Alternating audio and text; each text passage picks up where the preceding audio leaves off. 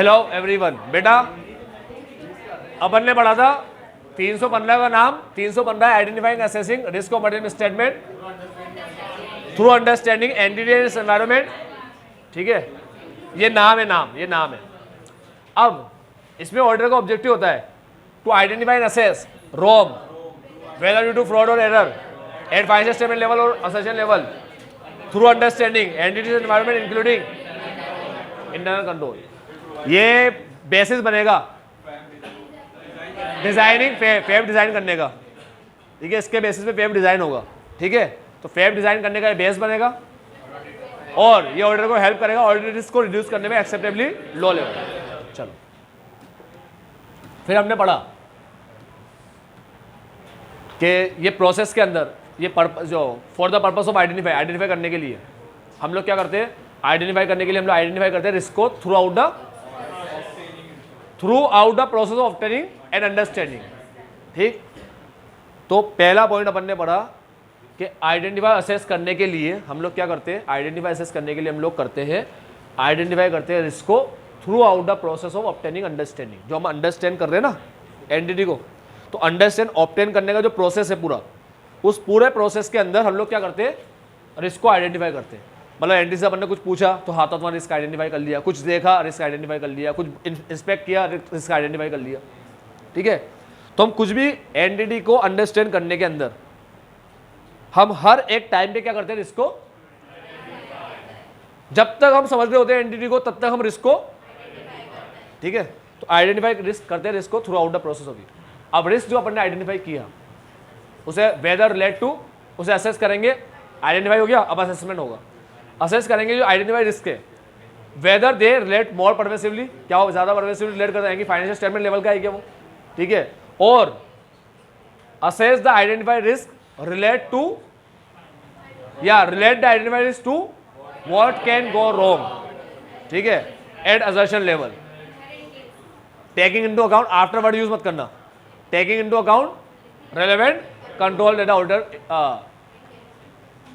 That the auditor intends to test, जिसे वो auditor test करेगा। समझ गए। अब इसमें भी कमाल की बात है, ये वर्ड लिखा ना ऑडिटर इंटेंड्स टू टेस्ट, ये वर्ड लिखा है, इसमें भी कमाल की बात ये है कि हर चीज देखकर अपन देख रहे हैं what can go wrong, what can go wrong, what can go wrong, क्या गलत हो सकता है, क्या गलत हो सकता है। ठीक है, अब कहीं चीज पे मैंने देखा क्या गलत हो सकता है, यहाँ पर क्या रिस्क है, तो वहां पर क्या कर दिया एंटिटी ने, क्या लगा दिया, कंट्रोल। ठीक है, अब अगर मैं कंट्रोल को कंसीडर करता हूं, मुझे लगता है यार कंट्रोल लगाया, इसको एक बार देख लेना चाहिए कंट्रोल अच्छा है या नहीं है। ठीक है, तो मैं कंट्रोल को अगर कंसीडर करता हूं, ठीक, तो फिर कंट्रोल को अगर मैं कंसीडर करूंगा, यानी मैं कंट्रोल को अगर टेस्ट करूंगा, टेस्ट करने का सोचता हूं, तभी मैं कंट्रोल को कंसीडर करूंगा। अगर मुझे टेस्ट करना ही नहीं है कंट्रोल, तो मैं कंसीडर भी नहीं करूंगा। तब भले ही एंटिटी ने कंट्रोल लगा रखा है, वो मेरे लिए कंट्रोल रिस्क नहीं कहलाएगा, वो क्या कहलाएगा, इनहेरेंट रिस्क। अब तुम समझो, एंटिटी ने किसी इनहेरेंट, मैंने कहा था देखो इनहेरेंट रिस्क निकले मान लो 7, इनहेरेंट रिस्क अपन ने असेस किए मान लो 20 में से 7 में लगा दिया है कंट्रोल। ठीक है, तो 13 क्या रह गए, इनहेरेंट रिस्क, और बचे हुए 7, देखो जो 7 है ना वो कंट्रोल रिस्क तब रहेंगे जब, अगर मान लो मैं ऐसे सोच रहा हूं कि 5 के तो मैं कंट्रोल टेस्ट करूंगा, बाकी 2 के नहीं करूंगा। तो अगर बाकी 2 के मैं कंट्रोल टेस्ट नहीं करूंगा और उसके कंट्रोल से मेरे को मतलब भी नहीं है, तो वो 2 मेरे लिए क्या कहलाएंगे, इनहेरेंट रिस्क के कहलाएंगे। ठीक है, तो taking into account relevant control, control को अपन कंसीडर करते हैं जो ऑर्डर टेस्ट करना चाहे, बस उसी कंट्रोल को अपन क्या करते हैं, टेकिंग इनटू अकाउंट, उसे ही अपन कंसीडर करते, नहीं तो नहीं करते कंसीडर। अगर तुम कंट्रोल टेस्ट कर ही नहीं रहे तो उसे कंसीडर भी मत करो। ठीक है, तब इनहेरेंट रिस्क की तरह लो उसको। ठीक, चलो फिर आता है लाइक्लीहुड और मैग्नीट्यूड। अपन ने देखा रिस्क असेसमेंट प्रोसीजर का मतलब क्या होता है। अब कमाल की बात है, देखो अभी तुमने क्या पढ़ा, identifying assessing wrong through understanding, ये पढ़ा। हाँ, इसको उल्टा लिख दो, understanding of entity and environment including internal control, वो तो आई गया है ना। उल्टा लिख दो, उल्टा। अंडरस्टैंडिंग से स्टार्ट करो, ठीक है, फिर आ जाओ आइडेंटिफाई असेसिंग पे। To identify assess the risk of material statement, वापस वही वेदर ड्यू टू फ्रॉड और एरर, ठीक है, एट फाइनेंशियल स्टेटमेंट और असर्शन लेवल। ये समझते हो लाइनों का मतलब, फ्रॉड और एरर, असर्शन लेवल, स्टेटमेंट, ओ ठीक, इसे बोलते हैं रिस्क असेसमेंट प्रोसेस।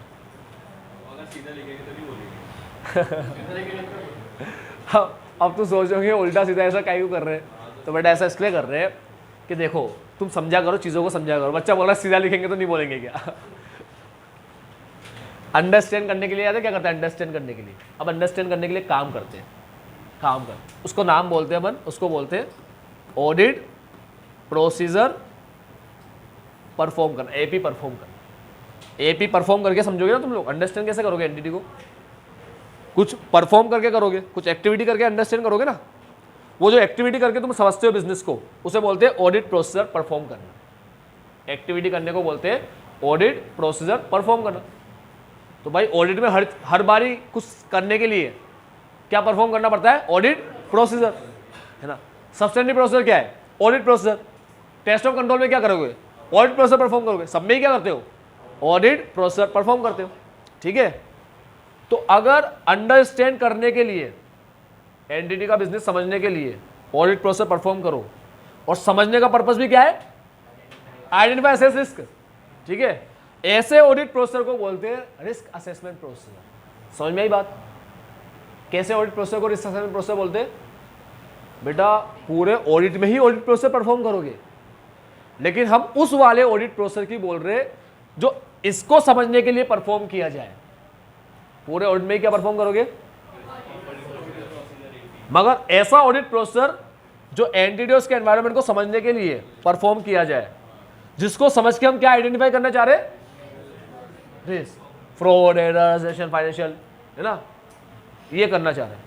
तो ऐसे ऑडिट प्रोसीजर को हम लोग बोलते हैं रिस्क असेसमेंट प्रोसीजर। तो risk assessment procedure means audit procedure perform to obtain.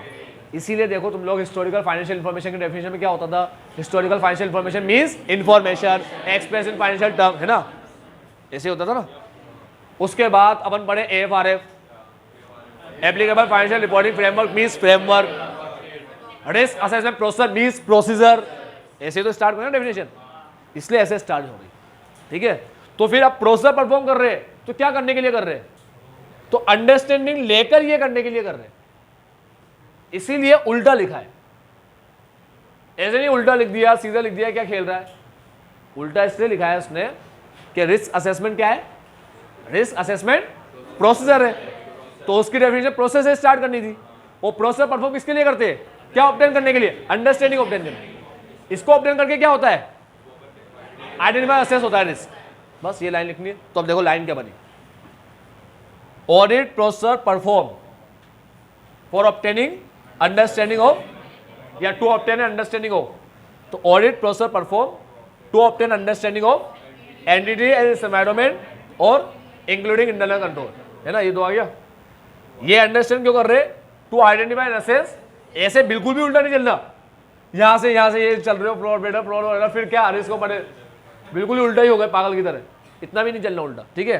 तो audit procedure perform to obtain understanding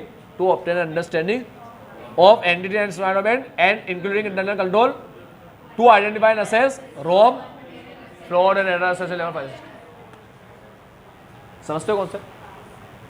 तो ये डेफिनेशन, कुछ भी नहीं, डेफिनेशन सिंपल है, वही ऊपर जो पढ़े वही डेफिनेशन है, बस उल्टा चलना है।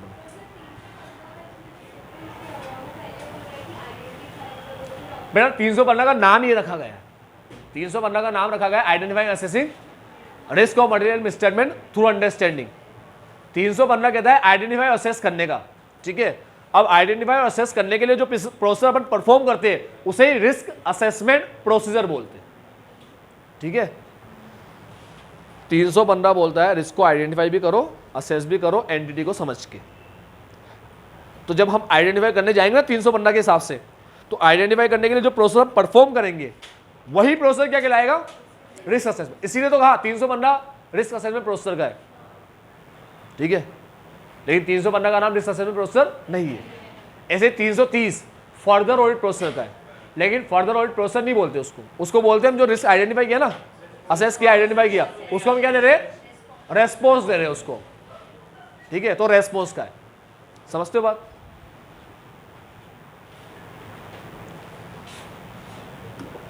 कोई डाउट नहीं इसमें? अब रैप जो होता है वो बेसिस बनता है, मस्ती कर रहा है, रैप बेसिस बनता है इसके लिए। अरे यही तो करने के लिए रिस्क असेसमेंट, तो येड़ा आदमी है। चलो कुछ काम का नहीं, निगेटिव लगाओ चलेगा।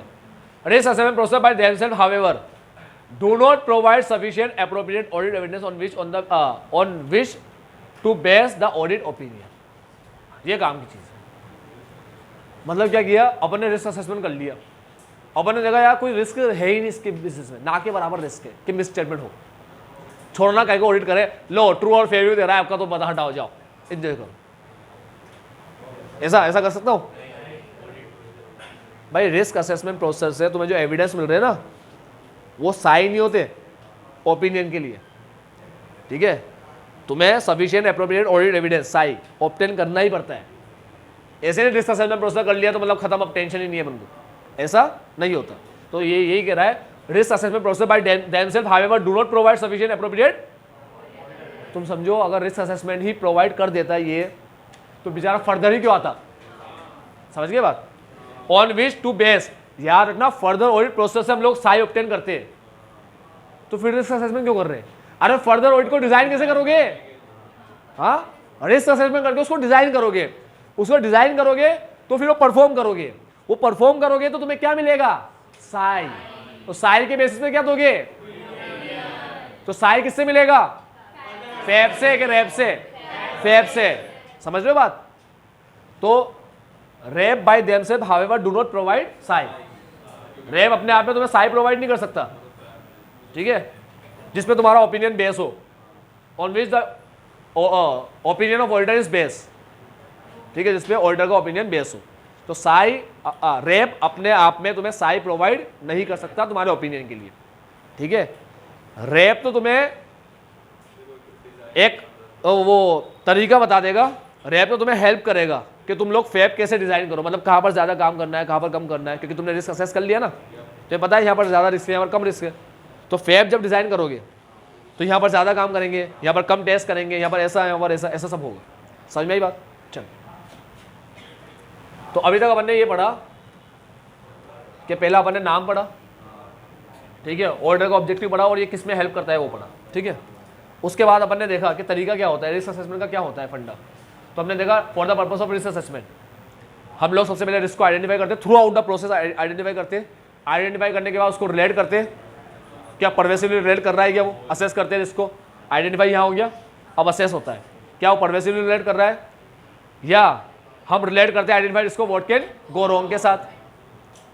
तो पहले पॉइंट में रिस्क को आइडेंटिफाई किया, दूसरे में उसको असेस किया किससे रिलेट कर रहा है, ये देखा किससे रिलेट कर रहा है, और अब ये भी देख लिया तो वो कितना है, बड़ा रिस्क है छोटा रिस्क है, तो वो दो चीज से पता पड़ेगा, लाइक्लीहुड और।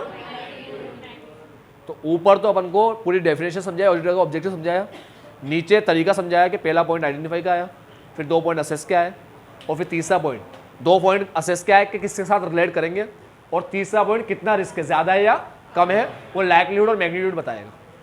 लाइक्लीहुड भी ज्यादा, मैग्नीट्यूड भी ज्यादा, तो सिग्निफिकेंट रिस्क। समझते हो ना ये बात?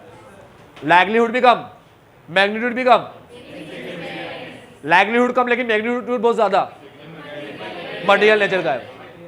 मटेरियल का मतलब उसे कंसीडर करेंगे जो डिसीजन को इफेक्ट करे, जो कुछ इंपॉर्टेंस रखे, जो कुछ इंपॉर्टेंस रखे उसे मटेरियल बोलते हैं। मटेरियल का मतलब होता है इंपॉर्टेंट, समझ गए ना? मटेरियल मतलब इंपॉर्टेंट, जिसकी कुछ इंपॉर्टेंस हो। 2 तरह के लोग होते हैं ना, ठीक है, हमारी लाइफ में कुछ ऐसे फ्रेंड होते हैं जो बहुत इंपॉर्टेंट है, इसको खोना नहीं चाहते, कुछ ऐसे फ्रेंड है जो लेस इंपॉर्टेंट है, इंपॉर्टेंट नहीं है वो, ठीक है, वो रहे तो भी ठीक है, ना रहे तो भी उसकी मर्जी, आओ तो आओ, जाओ तो जाओ, ठीक है। ये मेरा भाई मेरे साथ रहना चाहिए मरते दम तक, ठीक है, इसका साथ नहीं छोड़ूँ मैं कभी, हम बहुत जिगरी दोस्त थे। तो ऐसे कुछ दोस्त होते हैं इंपॉर्टेंट, ऐसे ही होता है, कुछ इंपॉर्टेंट रिस्क होते हैं, कुछ लेस इंपॉर्टेंट होते हैं। यहाँ पर उसकी भाषा में अपन इंपॉर्टेंट लेस इंपॉर्टेंट को बोलते हैं मटेरियल और इमटेरियल, ठीक है, लाइक्लीहुड मैग्नीट्यूड। चलो फिर अपन ने उसके बाद रिस्क असेसमेंट की डेफिनेशन पढ़ी, और ये बेचारा आदमी बोल रहा है चैप्टर 2 में पढ़ाया था, तो मैंने चैप्टर 2 में तुमने कहा था कि अब पढ़ा तो रहा है पर दोबारा पढ़ेंगे 3 के अंदर, तो 3 आएगा इसके ऊपर, ठीक है। तो भले पढ़ लो मगर याद रखने की जरूरत नहीं है वहाँ पर, क्योंकि याद अच्छे से यही रहता है, समझ लो, याद रिस्क असेसमेंट अच्छे से यहीं पे रहता है। अब फिर हमने देखा कि रिस्क असेसमेंट प्रोसेस अपने आप में साई प्रोवाइड नहीं कर सकता, एक लाइन छाप दी अलग से यहाँ पर, तो रैप दे दिया और रैप के बारे में बता दिया कि भाई ये साई प्रोवाइड नहीं कर सकता। अब रिस्क असेसमेंट कैसे करें सर, कैसे करूँ, मान लो मैं जा रहा हूँ, मैं अभी एक क्लाइंट को मेरा ऑडिट मिली, बताओ आप मेरे को सिखाओ सर रिस्क असेसमेंट कैसे करूँ। अब ICAI मैंने पहले बोल दिया, ऑडिट के अंदर तुम्हें छोटे बच्चे की तरह सिखाएगा एक एक चीज़, है ना। तो तुम ICAI से पूछ रहे हो कि मेरे को एक ऑडिट मिल गई है ऑडिट, अब मुझे आप गाइड करो कि मैं रिस्क असेस कैसे करूँगा जाके। तो ICAI ने कहा कि भाई रिस्क असेसमेंट करने के लिए रिस्क असेसमेंट प्रोसीजर परफॉर्म करना पड़ेगा। तुमने कहा वाह नाइस, ICAI मस्ती कर रहा है हमारे साथ, हमें कह रहा है रिस्क असेसमेंट परफॉर्म करने के लिए, सॉरी रिस्क को असेस करने के लिए तेरे को ये परफॉर्म करना पड़ेगा प्रोसीजर। अरे प्रोसीजर में क्या क्या आता है वो भी तो बता। तो बोल रहा है शेयर इंक्लूड द फॉलोइंग, ये आता है, ये फॉलोइंग इंक्लूड करता है, समझे। रिस्क असेसमेंट प्रोसीजर परफॉर्म करना पड़ता है किसके लिए, रिस्क को आइडेंटिफाई और असेस करने के लिए, क्योंकि बेसिस है, ऊपर पढ़ लिया अपन ने। तो रिस्क असेसमेंट प्रोसीजर में क्या आएगा, शेयर इंक्लूड द फॉलोइंग, ये प्रोसीजर आएंगे 3, so 4, 1 2 3 4। Inquiry, analytical procedure, observation and inspection, इसके बारे में अपन पहले ही पढ़ चुके हैं।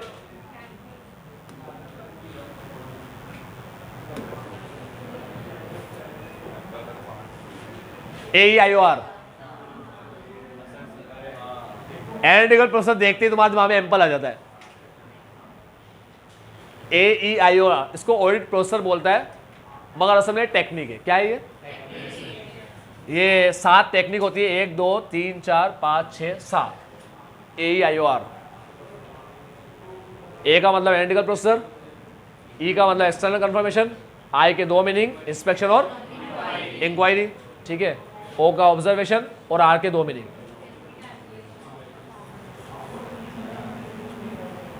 आई के 2, आर के 2 और बीच में ओ, ठीक है। आई के भी 2, आर के भी 2 और इन दोनों के बीच में ओ, तो ओ के आसपास वालों के 2, ठीक है। इंक्वायरी, इंस्पेक्शन और रिकैलकुलेशन और रीपरफॉर्मेंस, ये 7 तरीके होते हैं। पूरे ऑडिट में 7 ही चीज होती है बस। पूरा तुम ऑडिट करोगे ना, जो भी प्रोसेसर परफॉर्म करोगे, जो भी प्रोसेसर तुम परफॉर्म करोगे वो प्रोसेसर इनको मिलके ही बने होंगे, समझ रहे हो। अब इनको मिलके बने होंगे तो प्रोसेसर तो कहलाएंगे, मगर ये हर एक इंडिविजुअल चीज क्या कहलाती है, ऑडिट टेक्निक कहलाती है, टेक्निक से ऑडिट की, ठीक। तो रिस्क असेसमेंट प्रोसेसर किसको मिलके बना है, रिस्क असेसमेंट प्रोसेसर मिलके बना है ये इंक्वायरी, एनालिटिकल प्रोसेसर, ठीक है, इंस्पेक्शन और इन 4 चीज को लेके बना है। ये 4 चीज अपन करेंगे, ठीक है। रिस्क असेसमेंट सर इन्होंने क्या गुनाह किए,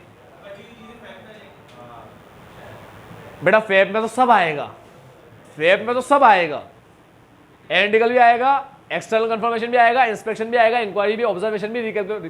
देखो बड़ी कमाल की बात है, बड़ी कमाल की बात है। अब तुम लोग मुझसे जो क्वेश्चन पूछते हो और मेरी बताने की इच्छा भी करती है वैसे तो, ठीक है, तुम समझना ये चीज़ें इतना सिंपल नहीं होता जितना दिख रहा है। जैसे 3 नाम लिख दिए, 4 नाम लिख दिए उसने, तो तुम्हें क्या लग रहा है 4 चीज़ अभी करेंगे बाकी फेब में करेंगे। हाँ फेब में तो सभी करेंगे, अभी 4 क्यों कर रहे हैं बाकी क्यों नहीं कर रहे, ये क्वेश्चन आता है ना दिमाग में कि अगर टेक्निक 7 है तो अभी 4 क्यों कर रहे और फेब में सारी क्यों कर रहे। एक बात समझो, ये चीज़ें बहुत ज़्यादा डिटेल में होती है, बहुत ज़्यादा डिटेल में। रिस्क असेसमेंट तुम लोग थोड़ा दिमाग में एक पिक्चर बनाओ, सिनेरियो बनाओ कि रिस्क असेसमेंट मतलब अपन जनरली जान रहे हैं कि भाई रिस्क कितना है, ठीक है। ये ज़्यादा डिटेल होता है या इसके बाद जो फर्दर ऑडिट प्रोसेस परफॉर्म होगा वो ज़्यादा डिटेल होता है। सिंपल सी बात है, फर्दर ऑडिट में घुस जाते हैं, एक चीज़ बराबर चेक करेंगे अब, ठीक है। तो ये तो अपन ऊपर से एक एक चीज़ समझ के देख रहे हैं, ऐसा पूरा एक चीज़ के बारे में बिल्कुल डिटेल में डीप में नहीं चले गए अपन, समझ लो बात। तो ये ऊपर से अपन ने देख लिया, हाँ ऐसा है, हाँ ऐसा है, ऐसा है। अब जब फर्दर ऑडिट करेंगे तब तो बहुत अच्छे से देखेंगे, बहुत ही अच्छे से। जैसे आज अगर मान लो तुम गाड़ी के शोरूम में जाओगे ना और तुमने सोच लिया यार ये वाली गाड़ी लेनी है, अब उस गाड़ी को कई कलर दिखा देगा, और कहीं वेरिएंट भी दिखा देगा, उस मॉडल के वेरिएंट भी आते हैं अलग अलग, कि भाई इसमें लाइट ऐसी वाली लगेगी, इसमें लाइट ऐसी जलेगी, इसकी हेडलाइट ऐसी है, इसकी ऐसी है, इसमें ये चीज़ है, ठीक है, इसमें चाबी को यहाँ से घुमा दे ये सीट ऊपर हो जाएगी, इसमें तो आपको वहाँ लगाना पड़ेगा। सेम है, गाड़ी का मॉडल सेम है, मगर थोड़े फीचर्स इसके अलग है, इसके अलग है। वो ऐसे बता रहा है तुम्हें, अब कलर बता रहा है। अब तुम क्या करोगे, पहले तो तुम लोग कलर वगैरह के हिसाब से और बजट के हिसाब से फिक्स कर लोगे गाड़ी कि कौन सी लेनी। फिक्स करने के टाइम में तुम ऐसे ही देखोगे, तुम एक एक बाइक को बराबर टेस्ट कर करके, चला करके, बैठ करके, पूरा फीचर समझ करके नहीं देखोगे। अब ऐसे ही तुमने रफली देख लिया कि हाँ यार इसमें से मेरे को ये वाली लेनी, एक बाइक तुमने सेलेक्ट कर ली। अब उसके बारे में तुम लोग डिटेल में देखोगे बराबर, एक एक चीज़ भाई क्या है क्या नहीं है, कैसा है, इसमें कोई मिस्टेक तो नहीं है, यहाँ से ले जाने के टाइम पे, शोरूम से ले जाने के टाइम पे तो कोई मिस्टेक नहीं है इसमें, ठीक है। उसके बारे में ऐसे नहीं करोगे सबको बराबर चेक करूंगा मैं, एक एक को कर रहे हो, पागल हो रहे हो सबके पीछे, ठीक है। सबका टेस्ट ड्राइव लेकर आ गए, भाई एक का टेस्ट ड्राइव ले रहे हो यार, सबका क्या को लेकर आ जाओगे। बोला सारी एक ही तो गाड़ी है, नहीं मैं सबको चला के देखूंगा, बस सभी ऐसे चलती है। तो ये क्या हुआ अभी, ऊपर से मैंने चेक, तो समझो रिस्क असेसमेंट से ज्यादा डिटेल क्या होता है, फैप। तो फैप में करते हैं रिकैलकुलेशन और रीपरफॉर्मेंस, क्योंकि ये बहुत ज्यादा डिटेल में चला जाता है फिर, ठीक है। तो रैप अपने आप में खुद इतना डिटेल में है ही नहीं, वो तो अपन एक समझ रहे, अंडरस्टैंडिंग ले रहे, सिर्फ रिस्क मालूम कर रहे हैं, कहाँ ज्यादा है कहाँ कम है अपने हिसाब से, ऊपर से, ठीक है। एक ब्रॉड ओवरव्यू ले रहे अपन, समझ लो ना क्या बोल रहा हूँ। इसीलिए ये वाले काम नहीं होते उसमें, ये वाले काम, क्योंकि ये काम डिटेल चीज बताते बिल्कुल। रिकैलकुलेशन, सर क्या होता है रिकैलकुलेशन, उन लोगों ने इंटरेस्ट कैलकुलेट कर रखा है, डेप्रिसिएशन कर रखा है, तुम दोबारा कर रहे हो। अब तुम खुद करोगे दोबारा तो कोई भी गलती पता चली जाएगी, तो ये फैप में होता है भाई। रिस्क असेसमेंट में को रिकैलकुलेशन कर रहे हो, फैप में करना जाएगी वहां पर, ठीक है। रीपरफॉर्मेंस, रीपरफॉर्मेंस होता है कि भाई इन्वेंट्री काउंट हो रहा है, मान लो तो तुमने इन्वेंट्री काउंट करते देख रहे हो वर्कर को कि कैसे काउंट कर रहे हैं, बराबर तो कर रहे हैं, कुछ मक्कारी तो नहीं कर रहे, या ऐसे ही 2-3 काउंट करके फिर बोल रहे हैं हाँ ये इतना मेरे हिसाब से इतना लग रहा है, लिख दिया इतना लग रहा है, हाँ सही है बिल्कुल, ऐसा तो मक्कारी तो नहीं कर रहे। तो मैं उनको काम करते हुए देख रहा हूँ, ऑब्जर्व कर रहा हूँ, ठीक है, इसे ऑब्जर्व।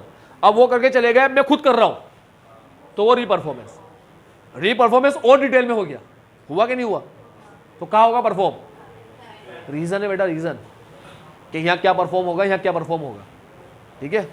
इसलिए सिखा रहा है, बराबर से सिखा रहा है वो। सर मेरी मर्जी कर दो रीपरफॉर्म करने की, अरे तेरी मर्जी बड़ा जो करे यार, हमने कहा मना किया, ठीक है। हम तो बता रहे हैं कि भाई ये काम होंगे सही तरीके से। अब एक्सटर्नल कंफर्मेशन भी नहीं हो रहा, अभी आया ना नाम, एक्सटर्नल कंफर्म नहीं आया ना नाम, इसका भी नाम नहीं आया, क्योंकि ये भी बहुत डिटेल में होता है। क्यों, तुम डेटर सेलेक्ट करते हो, क्रेडिटर सेलेक्ट करते हो, उनको लेटर या ईमेल भेजते हो, वो तुम्हें जवाब देता है, ये और डिटेल में हो गया, हुआ ना। तो ये 3 चीज बहुत डिटेल में होती है, जाके ये एक चीज के बारे में बताती है अपन को, फिर इसीलिए 3 चीज नहीं करते। ये है ऊपर के काम। अभी तो तुम गए ही हो यार, अभी एक्सटर्नल कंफर्मेशन भेज दोगे क्या, डेटा लेकर उसको सबको ईमेल भेजने बैठ गए, ठीक है। अभी समझ तो लो पहले एंटिटी को, तो समझने में ये काम होते हैं। एनालिटिकल प्रोसेसर होता है, इंस्पेक्शन कर रहे हो तुम, समझ रहे हो तुम लोग, तो डॉक्यूमेंट लेके देख लिया भाई इनका काम करने का तरीका क्या है, क्या मैनुअल बना रखे इन लोगों ने, उनका डॉक्यूमेंट वगैरह देख लिया तुमने, ठीक है। डॉक्यूमेंट का इंस्पेक्शन कर लिया, और इंस्पेक्शन सिर्फ डॉक्यूमेंट्स का नहीं होता, फिजिकल एसेट का भी होता है। पढ़े थे कहीं पे, हाँ याद है, वहां पर अपन पॉइंट पढ़े,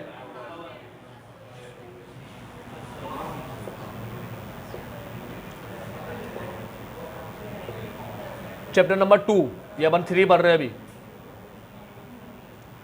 और 2 है अपना ये रहा, ये 2, ये आएगी भी दुकान पूरी, ये आ गई दुकान। डॉक्यूमेंट्री एग्जामिनेशन AEIOR में से क्या है, डॉक्यूमेंट्री एग्जामिनेशन क्या है, AEIOR में से आई इंस्पेक्शन है, और ये फिजिकल एग्जामिनेशन, ये भी इंस्पेक्शन है, ये भी इंस्पेक्शन है। क्या लिखा है, इंस्पेक्शन लिखवाया था ना, हाँ? नहीं कोई बच्चा रीपरफॉर्मेंस बोला इसलिए कह रहा हूँ, मैं गलत तो नहीं लिखवा दिया वहाँ। ये भी इंस्पेक्शन है, ये भी इंस्पेक्शन, डॉक्यूमेंट का भी इंस्पेक्शन होता है, फिजिकल एसेट का भी। फिजिकल एसेट को अपन देख रहे हैं ना भाई, सही तो है, रिकॉर्ड के हिसाब से मैच तो हो रहा है, फिजिकल एसेट काउंट कर रहे हैं भाई, बराबर तो है फिजिकल एसेट, ठीक है। तो फिजिकल एसेट का भी इंस्पेक्शन कहलाता है, ठीक। फिक्स एसेट का एक रजिस्टर बनता है, फिक्स एसेट रजिस्टर, ठीक है। तो फिक्स एसेट को चेक करते हैं कि रजिस्टर के अंदर जो लिखी हुई है सेम उतनी है क्या, ठीक है। तो तुम लोग एसेट को देख रहे हो ना, चेक कर रहे हो, देख रहे हो कि हाँ बराबर एसेट जो शो करी गई है यही एसेट है ना, कोई उल्टी सीधी तो नहीं है, तो उसे अपन बोलते हैं इंस्पेक्शन। वो होता है फिजिकल एग्जामिनेशन। तो ये दोनों इंस्पेक्शन है। तो देखो क्या लिखा हुआ था ऊपर, order picks up evidence from variety of fields. ये कई जगह से हमें एविडेंस मिलते हैं, ठीक है, ये कई सारी चीज़ लिखी हुई, यही चीज़ पढ़ेंगे अभी हम। ये देखो क्या लिखा हुआ है, मिनट्स वगैरह लिखे हुए हैं, ये सब्सिक्वेंट एक्शन बाय क्लाइंट क्या कर रहा है, ठीक है, क्लाइंट के एक्शन वगैरह, और कोई रिकॉर्ड के अंदर, और अकाउंटिंग डेटा का इंटर रिलेशनशिप यहाँ पर लिखा है, एनालिटिकल प्रोसेसर, ठीक है। अब ये पढ़ने का टाइम आ गया है, मगर ये पूरा नहीं पढ़ेंगे अभी, थोड़ा भी यहाँ पढ़ाएगा, थोड़ा आगे पढ़ाएगा चैप्टर नंबर 4 में, ठीक है। हटाओ इसको अभी।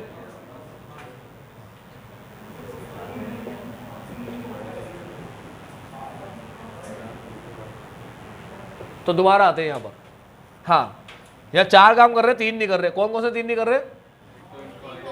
रिकैलकुलेशन, रीपरफॉर्मेंस नहीं कर रहे, तो क्योंकि डिटेल में होता है, और एक्सटर्नल कंफर्मेशन नहीं ले रहे। उसके अलावा सब कर रहे हैं। ये 3 चीज नहीं करेंगे, ज्यादा डिटेल में ही। अब समझ में आया 3 चीज क्यों कर रहे हैं? समझ में आ रहा है? अब इंक्वायरी किससे करते हैं? इंक्वायरी होती है सबसे पहले मैनेजमेंट की, ठीक है, क्योंकि मैनेजमेंट रेस्पॉन्सिबल होता है for the preparation presentation of, ठीक है, तो मैनेजमेंट की करते हैं। और उसके अलावा दूसरों की, अदर्स की। सर अदर्स कौन? ये मैनेजमेंट के परिवार वाले, रिश्तेदार वगैरह, भाई बंधु, जो भी दोस्त वोस्त बना रखे हैं, ठीक है। मान लो मैनेजमेंट के अंदर एक बंदा है दिनेश, तो दिनेश का पूरा खानदान की इंक्वायरी कर लूँ जाके? हाँ नहीं, अरे भाई विद इन द कंपनी करोगे। Sir with in the company, जैसे मान लो कंपनी के अंदर 50-100 लोग हैं, तो 100 लोगों की इंक्वायरी करने बैठ जाओ, जिसे तुम्हें लगता है, तुम्हारे जजमेंट के हिसाब से इससे इंफॉर्मेशन जरूरी है लेना, या इसके पास इंफॉर्मेशन मिलेगी, ठीक है, उससे। सर अदर्स कौन? घर बार वाले, with in the. Sir with in the 100 है तो 100 की नहीं, जजमेंट के हिसाब से। तो अदर्स में भी विद इन और जजमेंट वाले, समझ गए? तो अदर्स लिख के छोड़ देता अगर, तो भाई तुम्हारा कार्यक्रम तो रुकता ही नहीं, ठीक है। वो कहीं भी पहुंच जाते हैं इंक्वायरी करने, अदर्स बोला है तो क्या बोलता है? एंड ऑफ अदर्स, अदर्स की भी इंक्वायरी करेंगे within the entity who in the auditor's judgement may have. अब entity within the entity में सबकी नहीं करने बैठ जाएंगे, ऑडिटर के जजमेंट में जिसके पास इंफॉर्मेशन है, that is likely to assist in identify risk, risk assess करने में जो हमारी मदद करेगी, उसकी करेंगे, ठीक है। चलो, एनालिटिकल प्रोसेस परफॉर्म करेंगे और ऑब्जर्वेशन इंस्पेक्शन करेंगे। सबसे पहले इंक्वायरी की बात कर लेते हैं, फिर एक एक करके सब पे आएंगे, ठीक है। इंक्वायरी की बात करें। इंक्वायरी, अब देखो कमाल की बात लिखता है, अभी मैनेजमेंट और अदर लिखा ना, ठीक है। अब मैनेजमेंट की भी डिटेलिंग करेगा, ठीक है, फिर अदर्स की भी करेगा। और मैनेजमेंट की करता है inquiry obtain from management and those responsible for, और भी कोई रेस्पॉन्सिबल है फाइनेंशियल रिपोर्टिंग के लिए, क्योंकि हम तो क्या मानते हैं कि रेस्पॉन्सिबल कौन है फाइनेंशियल रिपोर्टिंग के लिए? मैनेजमेंट। और भी कोई है तो उसकी भी, ठीक है। अब अदर्स की बात करेगा, inquiry of others within the entity and other employ with different level of authority. अब ये अदर्स आ गए सारे। अब हम इंक्वायरी किसकी करेंगे? अदर्स की। चलो पहले समझ लेते हैं, बाद में फिर बताऊंगा याद कैसे करना है। सबसे पहला बंदा आया इंटरनल ऑडिट पर्सनल। क्या होता है इंटरनल ऑडिट? सबको पता है, जितने बच्चे यहाँ बैठे हो तुम लोग सारे, ठीक है। एक थ्रेशोल्ड लिमिट के बाद, जो तुम किस में पढ़ते हो, लॉ में, तो तुम लॉ में पढ़ते हो तो लॉ तक ही रखो उसको। अभी काम की बात कर लेते हैं, अपन पूरा डीप में नहीं जाते इंटरनल ऑडिट के, ठीक है। तो एक लिमिट को क्रॉस करने के बाद, कंपनी अगर एक लिमिट को क्रॉस कर जाए, तो उस केस में उस कंपनी को कंपल्सरी है इंटरनल ऑडिटर अपॉइंट करना, रखना, ठीक। चलो मान लो मैंने लिमिट को क्रॉस नहीं किया, मेरे को इंटरनल ऑडिटर रखना है, तो मैं रख सकता हूँ कि मना है? रखो यार, ठीक है, रख सकते हो, कोई मना थोड़ी है, मैं चाहूँ तो रख सकता हूँ।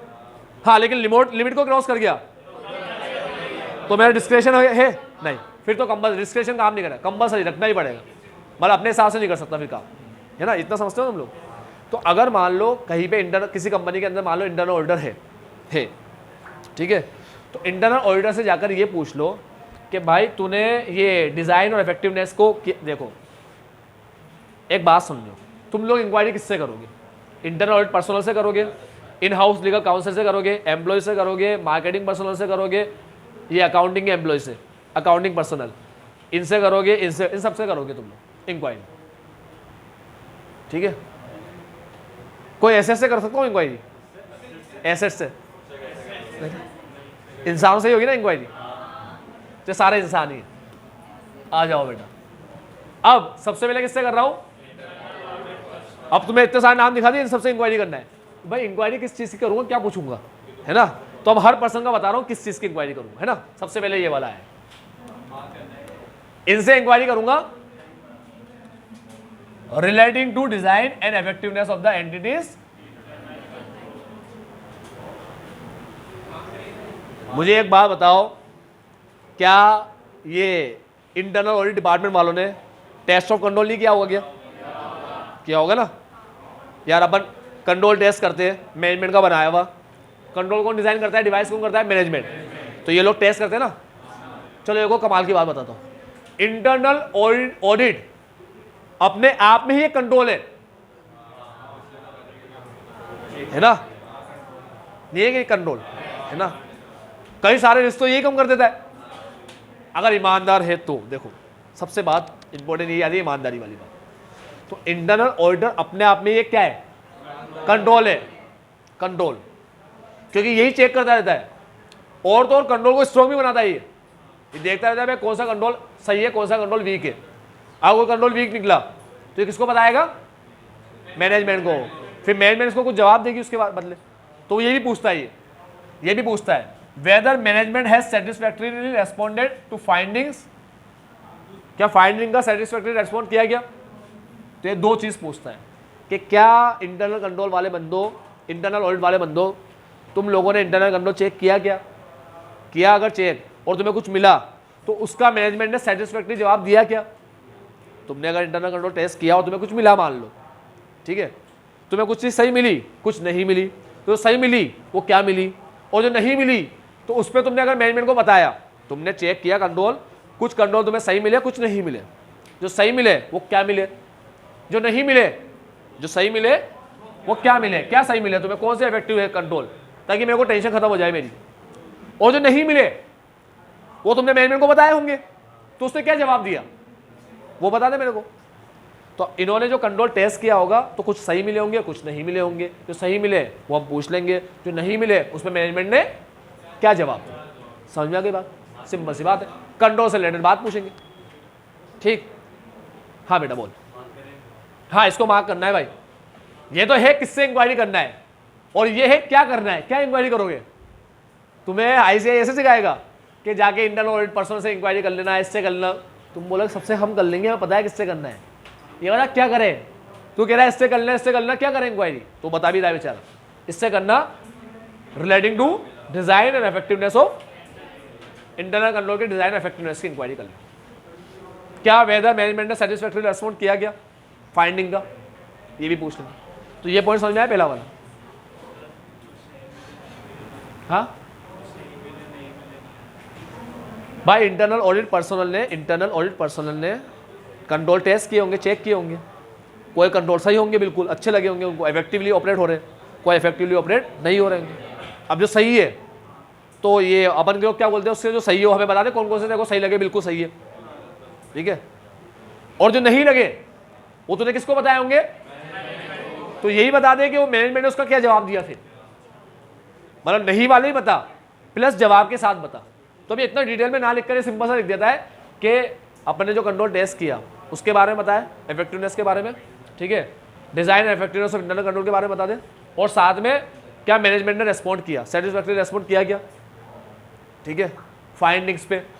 तो सेटिस्फैक्टरी रेस्पॉन्स किया गया फाइंडिंग पे, मतलब ये कि तुम्हें कोई चीज़ मिली, कोई डेविएशन मिला, कोई डेफिशिएंसी मिली, डेफिशिएंसी इन इंटरनल कंट्रोल, तो क्या उस डेफिशिएंसी का उन्होंने मैनेजमेंट ने सेटिस्फैक्टरी रेस्पॉन्ड दिया क्या उन्होंने कहा कि मैनेजमेंट ने हाँ इसको हम सही करते हैं, हाँ क्या करना है तू बता दे, तो तुमने सजेस्ट किया और उन्होंने काम कर दिया, ऐसा किया क्या मैनेजमेंट ने, ऐसा, ये सेटिस्फैक्टरी रेस्पॉन्ड होता है, ठीक है। या मैनेजमेंट ने ऐसे बोल दिया चल निकल तेरा काम कर, बड़ा आया, हाँ मैं समझाएगा, ऐसा बोल के भगाया क्या, फिर भगाया पर सही नहीं किया तो जिसको रिस्क तूने आइडेंटिफाई किया है वो तो हमारे लिए रिस्क ही रहेगा, ठीक है। एक बात तुम्हें बताता हूं मैं, अगर तुमसे ऐसे बोला जाए ना कि बेटा पेपर बहुत इजी आने वाला है, तो ये बात बच्चे जल्दी नहीं मानता, ये बात बच्चे जल्दी नहीं मानेगा। बच्चे ऐसे बोला सर अगर मान लो टिपिकल आ गया तो, लेकिन उसको ऐसे बोल दो पेपर बहुत टिपिकल आएगा, तो कभी बच्चा ऐसे नहीं बोलेगा सर अगर मान लो सिंपल आ गया तो, ऐसे नहीं बोलेगा बच्चा कभी। ठीक है, हर पर्सन कंजर्वेटिव सोच रखता है, कंजर्व लेके सोचता है। आज एग्जाम के बाद नंबर भी कैलकुलेट करते हो, तो पूरा सही होने के बाद भी 10 नंबर का है तो तुम ऐसा सोचते हो यार मान लो कहीं 1-2 नंबर काट दिए तो 8 ले लेता हूं या ऐसा कर लेता हूं, कंजर्व लेके सोचते हो ना। तभी तो तुमसे ऐसे कहते हैं कि बेटा पेपर बहुत सिंपल आएगा, इस बार टेंशन मत लो, आराम से पढ़ो। तो बच्चा ये पूछता है सर टिपिकल आ गया तो, नहीं आया तो सिंपल। अब तुम समझो बच्चे कितने नमूने होते हैं। वो देखना अभी वो स्टेट के अंदर, वो अपना फाउंडेशन के अंदर है ना, उसके अंदर एडिशनल क्वेश्चन बैंक आता था ना, AQB, उसमें होते थे 200 क्वेश्चन, 300 क्वेश्चन। हाँ, और measure of standard tendency dispersion के तो 300 क्वेश्चन थे, 300 क्वेश्चन 298, अलग ही मस्ती। वो कुछ भी उठ पटांग क्वेश्चन दे रहे भाई, वो दूसरे चैप्टर के दे दिए, लिखा नॉट इन योर सिलेबस। काय को दे रहा है, काय को तकलीफ बढ़ा रहा है हमारी, जो सिलेबस में हम वही नहीं पढ़ेंगे, तो सिलेबस में नहीं है वो दे रहा है हमें, ऐसा ये डाल। बताओ यार कोई सेंस ही नहीं है यार। हाँ, सिलेबस में पढ़ने का तो टाइम दे नहीं रहा हमें, इतना सा टाइम देता है और इतनी बड़ी मैथ्स डाल देता है। अब मैथ्स ऐसे पढ़ते हैं जल्दी जल्दी। अब बच्चे से मैं ऐसे बोलता हूँ देखो बेटा ऐसे डिस्प्यूटेड क्वेश्चन नहीं आएंगे, तो बच्चा पता है क्या बोलता है, सर आ गए तो। मैं बेटा नहीं आते। सर मान लो आ गए तो कैसे लिखेंगे। मैं उससे कहता हूं कि जो आ रहे हो सारे पढ़ लेगा तू। हाँ चल मेरे को बता, ये क्वेश्चन एग्जाम में आ गया, मान लो ये आ गया, तो क्या तू कसम खा के जा रहा है तू यही करके आएगा। हाँ तो बाकी जितने भी, अरे मैं ऐसे येड़े मैं थोड़ी मना कर रहा हूं, मैं उसको इतना बोलता हूं कि तू सिर्फ इसके पीछे पड़ गया है हाथ धो के कि ये क्वेश्चन एग्जाम में आएगा तो कैसे करूंगा। तो जितने भी एग्जाम में आएंगे इसके अलावा वो सारे आते क्या तेरे को, वो सारे कर लेगा कि तू फोकट पीछे पड़ जाता है उसके। जब कह दिया एक बार टेंशन मत ले, नहीं आएगा, है ना, समझे ना बात। तो बच्चा याद है क्यों टेंशन ले रहा है, अपन का अपना काम ही टेंशन लेना है, अपना काम ही क्या है टेंशन लेना। इंटरनल ऑडिटर ऐसे बोलेगा ना कि यार ये सब सही है, तो अपन सेटिस्फेक्शन के लिए एक बार और चेक कर लेंगे, लेकिन वो ऐसे बोल देगा कि ये तो बिल्कुल गलत है, तो फिर अपन कंफर्म मान लेंगे कि भाई हाँ गलत कह रहा है तो फिर तो सही कह रहा हो, गलत ही होगा ये। ठीक है, आज सेकंड हैंड मोबाइल लेने जाओ, वो बोलेगा भाई साहब पूरा सही है, बिल्कुल सही है, टेंशन ही मत लो, फिर भी एक सेटिस्फेक्शन के लिए चेक करूंगा मोबाइल। लेकिन वो ऐसे बोलेगा भाई देख मैं बता देता हूँ इसका स्पीकर भी खराब है, ये भी खराब है, ये भी खराब है, इसलिए मैं तो बहुत कबाड़े के भाव में बेच रहा हूँ तेरा। ठीक है, तो जो जो चीज़ खराब मानेगा ना, तो तुम ऐसे नहीं बोले अच्छा खराब है क्या, स्पीकर चेक करके देखता हूँ, लगा दो फोन, लगा दो, पता पड़ेगा आवाज आ रही है नहीं आ रही। अरे तुम मान लोगे उसकी बात, वो जो चीज खराब बोलेगा ना, माइक खराब है, स्पीकर, तुम मान लोगे खराब है, लेकिन अच्छा बताएगा जिसको वो चेक करे बिना। समझ रहे हो तुम लोग, मैं तुम्हें दुनियादारी समझा रहा हूँ, दुनियादारी क्या होती है रियल में। तो ऐसे ही इंटरनल ऑडिटर के साथ होता है, ये कंट्रोल टेस्ट करता है, किसी को अच्छा बताता है, किसी को खराब बताता है। जिसको खराब बता दिया इसने, वो तो हम मान ही लेंगे कि हाँ खराब है, ये बता रहा है तो खराब ही होगा। ठीक है, अगर ये मिलावा भी है तो भी मिले हुए लोग तो अच्छा बता दे, तो खराब बता रहा है तो कन्फर्म खराब है। ठीक है, और जिसको ये अच्छा बता रहा है उसको तो मेरे को चेक करना पड़ेगा, क्योंकि अगर ये मिला हुआ है मैनेजमेंट के साथ तो हो सकता है जिसको अच्छा बता रहा है अच्छा कौन से समझ में आ रहा है दिमाग में। ठीक, चलो ये होगा इंटरनल ऑडिट पर्सनल। कितनी है,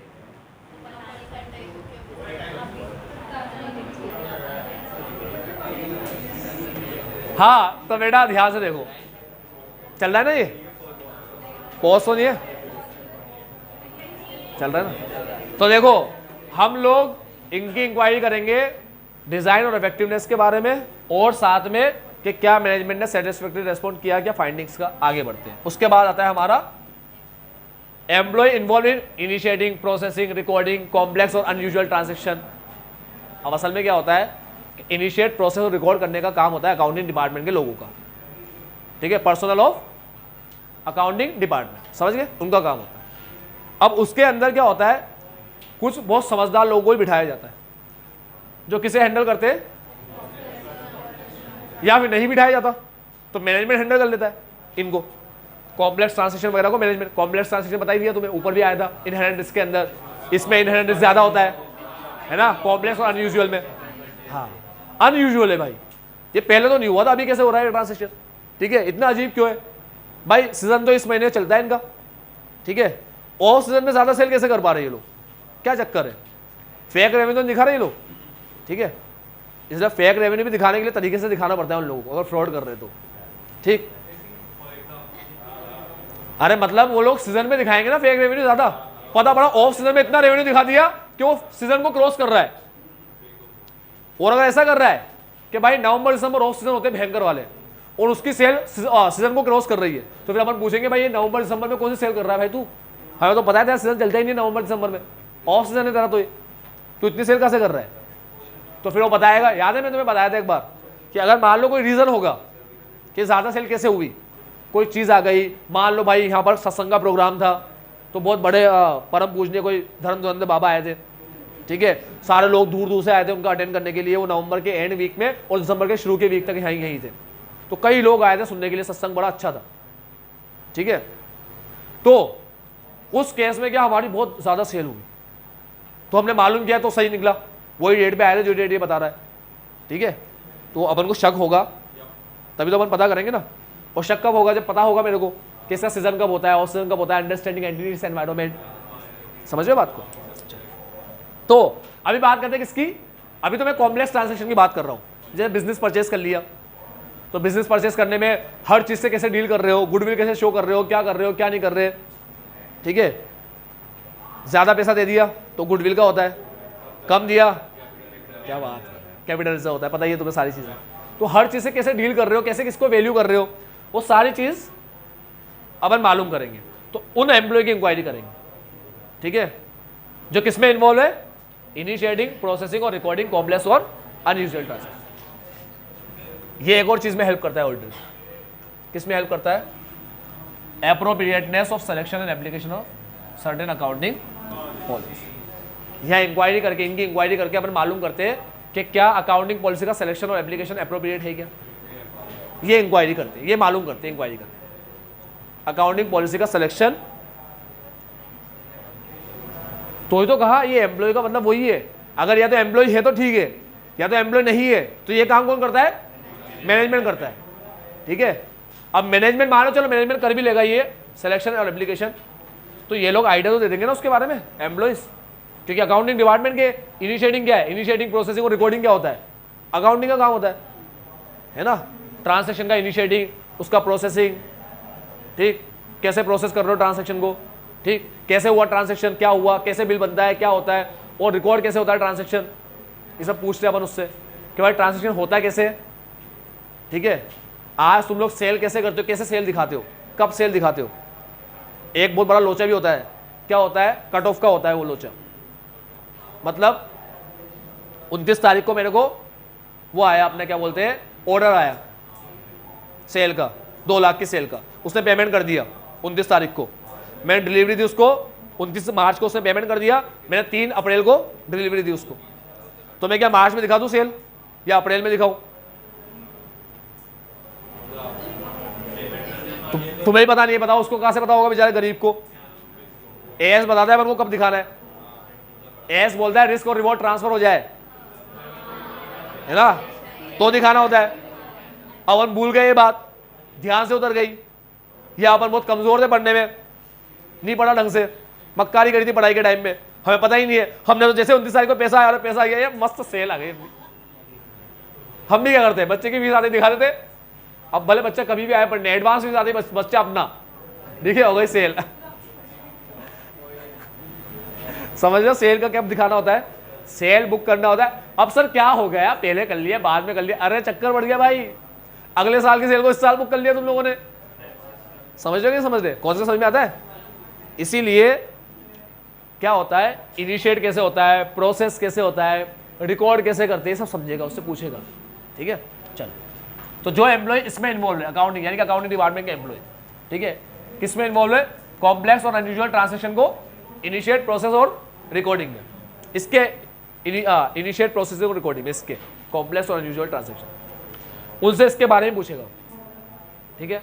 तो कॉम्प्लेक्स ट्रांसैक्शन से रिलेटेड एम्प्लॉयज जो है उनकी इंक्वायरी करेगा और उनसे एप्रोप्रिएटनेस के बारे में पूछेगा, ठीक।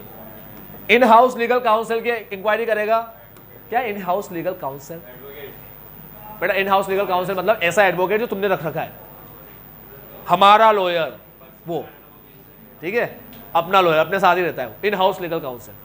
अपने यहाँ का एनडीटी का लीगल, ठीक है, लॉयर। उससे लिटिगेशन के बारे में पूछेंगे, litigation, compliance with loss and regulation के बारे में पूछ लेंगे, ठीक है। और किसी पे ये नॉलेज ऑफ फ्रॉड के बारे में पूछ लेंगे, भाई फ्रॉड हुआ है कि अपनी कंपनी ने कोई फ्रॉड किया है, अपनी कंपनी के साथ किसने किया जिससे रिस्क आ सकता है, ये पूछ लेंगे, ठीक है। वो बताने का हाँ यार ये फ्रॉड हुआ है, कंपनी में इस फ्रॉड का केस चल रहा है, ये वारंटीज वगैरह का, पोस्ट सेल ऑब्लिगेशन, अरे भिड़ंत हो गए कस्टमर के साथ, कस्टमर ने कहा आपने तो ऐसा कहा था, आप ऐसा कर रहे हो, मैं तो केस कर दूंगा आप पे, ऐसा किसी ने केस वेस कर रखा है क्या, ठीक है। और अरेंजमेंट्स वगैरह with business partner, the meaning of the contract, कोई कॉन्ट्रैक्ट को ब्रीच कर दिया गया, बंदे तोड़ दिया गया, ठीक है। ऐसी सारी चीज़ें अपन उससे पूछेंगे। 2-3 चीज़ लगा लो, लिटिगेशन, कंप्लायंस और फ्रॉड, ठीक है, लिटिगेशन, कंप्लायंस और फ्रॉड, बस। उसके बाद इंक्वायरी करेंगे इसकी मार्केटिंग और क्या चीज़ के बारे में, कुछ चेंजेस आएगा भाई मार्केटिंग स्ट्रेटेजी, कोई नया चेंजेस लाया हुआ स्ट्रेटेजी के अंदर, ठीक है, जो हमें अफेक्ट करे, या फिर सेल ट्रेंड के बारे में, बस काफ़ी है। और लिखा है contractual arrangement with customer, customer के साथ कॉन्ट्रैक्ट कैसे होता है इनका, किस तरीके से कॉन्ट्रैक्ट होता है, किस तरीके से सेटल होता है, वो पूरा। उसके बाद रिस्क मैनेजमेंट फंक्शन, बच्चों क्या होता है, एक डिपार्टमेंट होता है रिस्क मैनेजमेंट का, जो बड़ी बड़ी कंपनियां बनाती हैं, ठीक है। एक चैप्टर आता था बिजनेस के अंदर, chapter number 3, business opportunity, business environment, ठीक है। उसके अंदर आता था, बिजनेस एनवायरनमेंट के अंदर आता था अपॉर्चुनिटी और थ्रेट, आइडेंटिफाई करो अपॉर्चुनिटी थ्रेट को थ्रू अंडरस्टैंडिंग और स्टडी बिजनेस एनवायरनमेंट। तो अपन ने पढ़ा था बिजनेस एनवायरनमेंट के अंदर अपॉर्चुनिटी भी है, getting first mover advantage, threat भी है, अर्ली वार्निंग सिग्नल। तो थ्रेट को आइडेंटिफाई करोगे तभी तो अर्ली वार्निंग सिग्नल मिलेगा।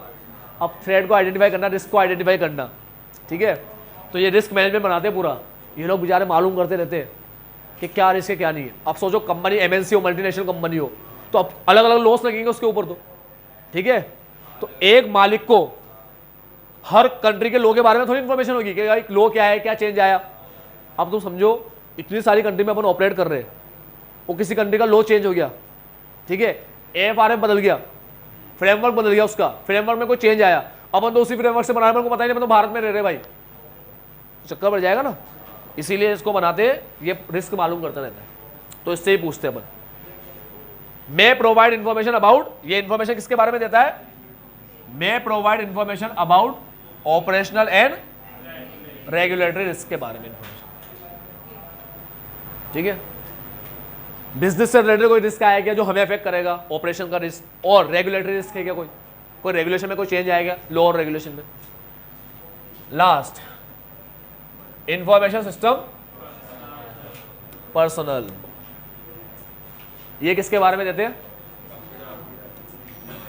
अब ये इंफॉर्मेशन सिस्टम वाले लोग हैं, तो ये बताएंगे कि सिस्टम में कोई चेंज आया क्या, चेंजेस के बारे में बताएंगे, ठीक है। सिस्टम और कंट्रोल में कोई फेलियर हुआ क्या। अब सिस्टम में भी कंट्रोल लगाए जाते हैं भाई, जहां पर एंट्री चलती है अकाउंटिंग की एंट्री, वह पासवर्ड वगैरह लगाया जाता है, ऑथोराइज पर्सन उसको एक्सेस करेगा, ठीक है। हाँ हाँ, कब पढ़ लिया, ऑडिट ट्रेल आया लो में, ऑडिट ट्रेल तो मैं पढ़ाऊंगा तुम्हें क्या होता है, तुमने पढ़ा है पूरा ऑडिट ट्रेल क्या होता है।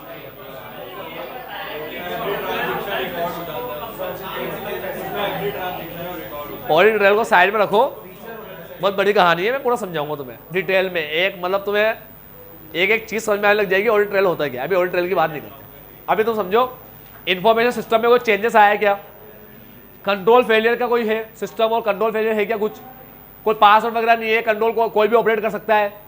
कभी कभी क्या होता है, जैसे एम्प्लॉय जो होते हैं ना, तो पर्टिकुलर एम्प्लॉय को एक्सेस दिया जाता है अकाउंट्स का, वो चेंजेस कर सकते हैं कुछ भी, ठीक है। तो मान लो हम लोग ऑनलाइन अकाउंट मेंटेन कर रहे हैं और उसको कंपनी के आईडी से लॉगिन किया जाता है, अब उसका एक्सेस 5 लोगों के पास ही, ठीक। तो कभी कभी क्या होता है, एक जने ने जॉब छोड़ दी, तो बहुत सी बार उसका पासवर्ड वगैरह चेंज नहीं किया जाता, ठीक है, वही पासवर्ड है मान लो, तो घर पे बैठा बैठा कभी भी एक्सेस कर लेगा, वो है ही नहीं एम्प्लॉय कंपनी का, वो एक्सेस कर रहा है, वो कोई भी चेंजेस भी कर सकता है वो कोई, ठीक है। तो ऐसा कोई कंट्रोल फेलियर तो नहीं है, या पासवर्ड वगैरह है ही नहीं, या पासवर्ड इतना कॉमन है, सबको बता रखा है, किसी को मना ही नहीं कर रखा कि किसी को बताना मत, ऐसा कॉन्फिडेंशियलिटी वाला एनवायरनमेंट बना नहीं रखा। भाई सबको पता है पासवर्ड कोई भी ऑपरेट कर लेता है, तो कभी भी कोई भी कुछ मैनिपुलेशन करेगा और एंट्री में चेंज कर देगा। समझ रहे हो? 10 लाख की परचेस करी, 1 लाख का माल गायब करके 9 लाख की दिखा दी, परचेस चेंज कर दी, 2 लाख करी है हमने, चक्कर बढ़ गया भाई। ठीक है, अब स्टॉक तो बिल्कुल सही आ रहा है लेकिन परचेस ही गलत दिखा रखी है उसमें, तो ऐसा कोई मैनिपुलेशन तो नहीं कर सकता, कोई हेरफेर मैनिपुलेशन वगैरह कर दे। ठीक है, तो इन्फॉर्मेशन सिस्टम पर्सनल की भी इंक्वायरी करेंगे कि सिस्टम में कोई चेंज आया क्या, कंट्रोल फेलियर वगैरह के बारे में पूछेंगे, कोई कंट्रोल फेलियर है क्या। हाँ, अकाउंटिंग सिस्टम की बात कर। ठीक है, अब उनको सिर्फ अपने अकाउंटिंग वगैरह से ही मतलब है। कवरेज ऑफ ऑल एस्पेक्ट पहले ही पढ़ा दिया, इसलिए पहले पढ़ा था स्टार्टिंग में, coverage of all aspect relevant to, बस उससे मतलब है अपन को। उसके अलावा कुछ भी करो तो मेरे को क्या मतलब आया यार, कोई से भी रिकॉर्ड रखो तुम लोग, मुझे किससे मतलब नहीं है। ठीक है, ये होगा सारी चीज याद रखने का तरीका है। किसकी इंक्वायरी करना है हमें करना है लायर्स की इंक्वायरी करना है, लायर्स। ठीक है, एल मतलब लीगल काउंसिल, आई मतलब इंटरनल ऑडिट से इंफॉर्मेशन लेंगे, इंटरनल ऑडिट पर्सनल से इंफॉर्मेशन लेंगे, तो internal audit personal information system दोनों के आई हो गए, फर्स्ट के आई और लास्ट का आई, पहला आई और आखिरी वाला आई। ठीक, एम्प्लॉय कॉम्प्लेक्स ट्रांसैक्शन और अनयूजुअल ट्रांसैक्शन वाले, रिस्क मैनेजमेंट फंक्शन वाले लोग,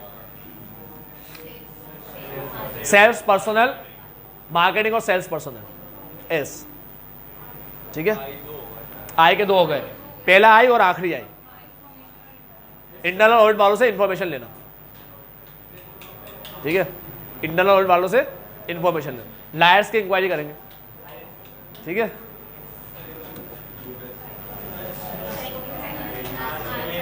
आजकल इतना ही, बाबा take care, have a nice day, आपका दिन मंगल में हो।